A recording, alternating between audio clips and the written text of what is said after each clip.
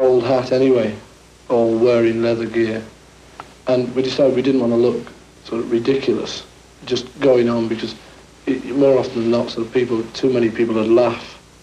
It was just stupid. We didn't want to sort of appear as a gang of idiots.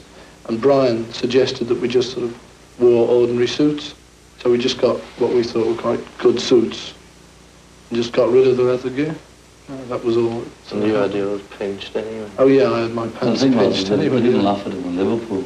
We do like the fans and enjoy reading the publicity. I once had these leather trousers that were in the auction, and I said, wait a minute, I never gave my leather trousers away. They said, well, you better come down and check them.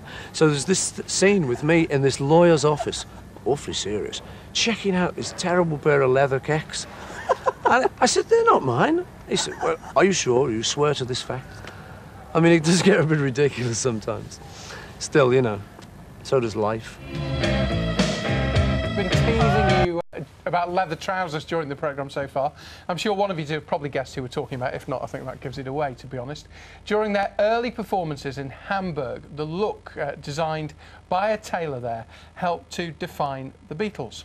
But not long after, their manager, Brian Epstein, changed that look to stylish suits. And one man who was performing with them ended up with a pair of Paul McCartney's trousers. It's thought they could now be worth thousands. Leanne Brown has been to take a look. These are the trousers that Paul McCartney used to wear. It's written in there, Paul.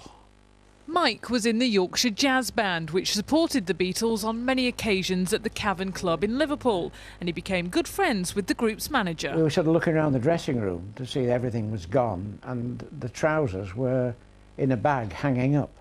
Epstein said, oh, they're Paul's trousers. Take them, you know, you have them. And then I'll get them out of the leather, and he says, and I'll get them into these suits that I've organised. From then on, the Beatles started wearing smart suits. It was a bit sort of old hat anyway, all wearing leather gear. And we decided we didn't want to look sort of ridiculous. It was just stupid. We didn't want to sort of appear as a gang of idiots. And Brian suggested that we just sort of wore ordinary suits. A leather jacket owned by George Harrison recently sold for more than £110,000. His custom-made boots for £60,000 and a Beatles guitar for £40,000. I mean, they're highly collectible. The Beatles, the greatest pop band ever, so their fans all over the world really do go to auction to get the choice pieces when they come up for auction.